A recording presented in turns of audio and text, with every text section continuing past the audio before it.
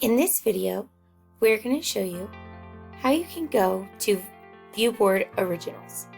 First, you're going to go to MyViewBoard.com. Then, you're going to sign in. So you click here to sign in. And then it'll ask you to sign in with Google. And that's how you get to this home page.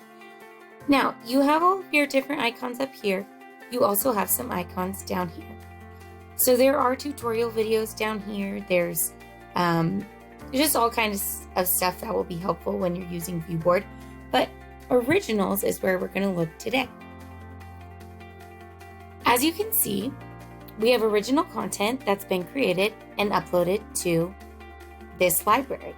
So if I want to do Thankful Turkey Math, I can click here. It will give me an overview of what it looks like. I can kind of see the different things that my students will have to do with this lesson, and then I can download it if I'd like. It actually also, which I love about this, the resources you can download, so you can have multiple backgrounds or things like that, and then it also gives you related originals, which is pretty great. So if you want to create something in Whiteboard but would like a starting point, you can always go to original content. And this can be viewed by subject, it can be viewed by grade, and then you can also try using your filters. You can do video assisted learning or games, and you can use your search bar up here. Now the other thing you can do is find backgrounds. So let's say I'm creating something and let's just say I'm teaching science. So I click here,